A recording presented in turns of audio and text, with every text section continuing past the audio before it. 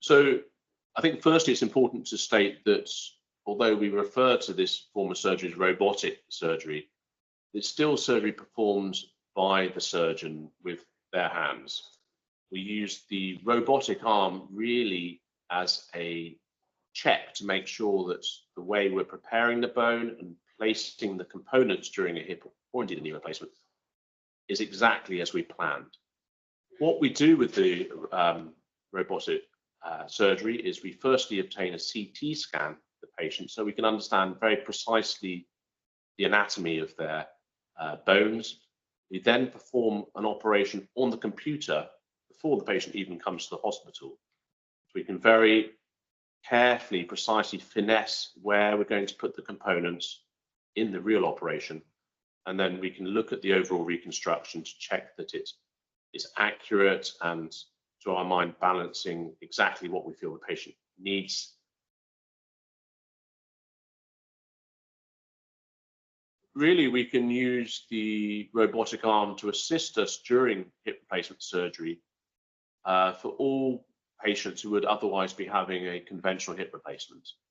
That we often use the arm to perform surgery for hip osteoarthritis, but we can also use it in case of rheumatoid arthritis, other inflammatory conditions in the hip, dysplasia, or any other hip conditions which could affect the joint and require hip replacement surgery.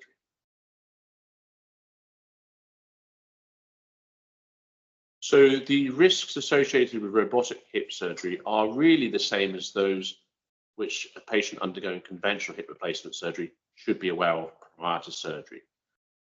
These, for instance, include risks of bleeding, infection, fracture, or hip dislocation. There are other risks as well, which we would discuss carefully with the patient prior to their surgery. One of the main advantages of using the robotic arm during surgery is to ensure that the operation is performed very accurately, and that we anticipate to reduce some of the recognized risks of hip replacement surgery, such as dislocation or leg length inequality. The recovery period after a hip replacement is broadly the same with or without use of a robotic arm during the procedure. And of course, there's variation from patient to patient. We normally find patients will probably spend a couple of nights in the hospital, and I tend to advise patients during the first 2 weeks or so after the procedure, they'll be requiring painkillers, will mostly be indoors at home using crutches. Typically, at about 6 weeks post-surgery, most patients are walking without crutches or sticks and have little or no requirement for painkillers, but it takes a bit longer for their hip muscles to become strong to allow them to walk longer distances without any